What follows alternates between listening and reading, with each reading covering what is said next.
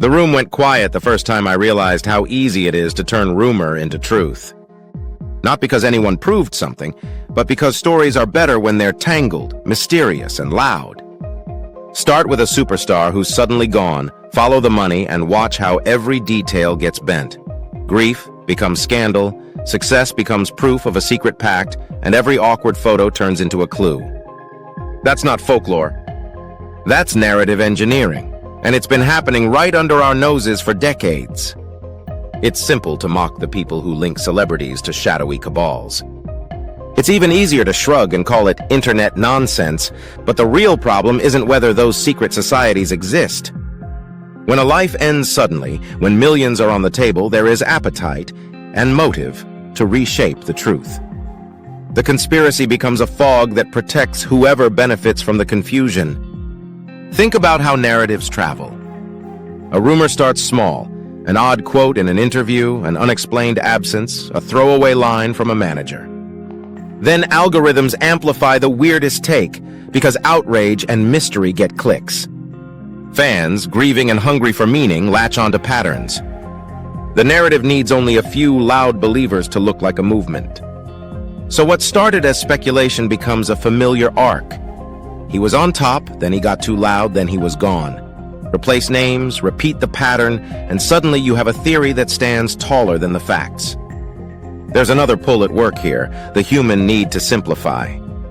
If a talented person dies, it's easier to say they were self-destructive or in too deep than to reckon with something more ordinary.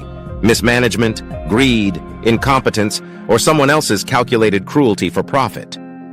Blaming a nebulous Illuminati checks a cognitive box. It gives the tragedy a villain that feels both omnipotent and untouchable. It removes the messy middle where money, contracts, and people's choices collide.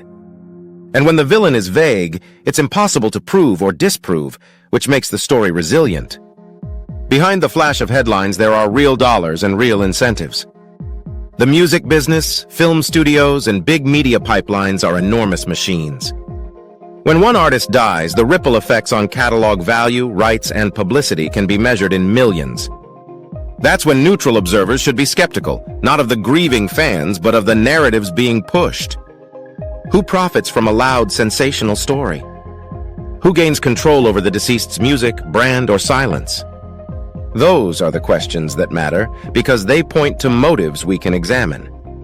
And motive is the most dangerous kind of evidence nobody talks about. If a manager, label, or business partner stands to gain a fortune from a death, they suddenly have a reason to direct attention, to muddy waters, to manufacture doubt. Spread a rumor about drugs, portray the deceased as unstable, and enforcement or actual investigation faces a public less likely to demand answers. Confusion becomes cover. It's a grim calculus. When billions or hundreds of millions are involved, people will take risks ordinary people won't even imagine. We've seen how narratives are constructed to protect interests before. It's not always elaborate. Sometimes it's a selective leak to a journalist, sometimes it's a carefully staged interview, sometimes it's a single public statement from someone inside the machine. Over time, those small pushes create a tidal wave that drowns out inconvenient facts. The public remembers the headline, not the fine print. The illusion of a secret cabal is useful because it's comfortable. It explains the inexplicable and absolves factual people of scrutiny. Yet the simplest explanations are often the most painful. Human beings are flawed, contracts are messy, and greed is banal, not the stuff of Gothic novels. People kill for money, yes. But more often, financial manipulation, negligence, and cruel incentives do the job. They create environments where pressure, exploitation, and cover-ups are possible. It's less cinematic, but it's where the real danger lurks. The Illuminati story masks those systemic failures by making the danger feel mythical instead of structural. This is not cynicism for its own sake. It's a call to be practical and compassionate at once. Protect the memory of those who died by demanding diligence, not drama.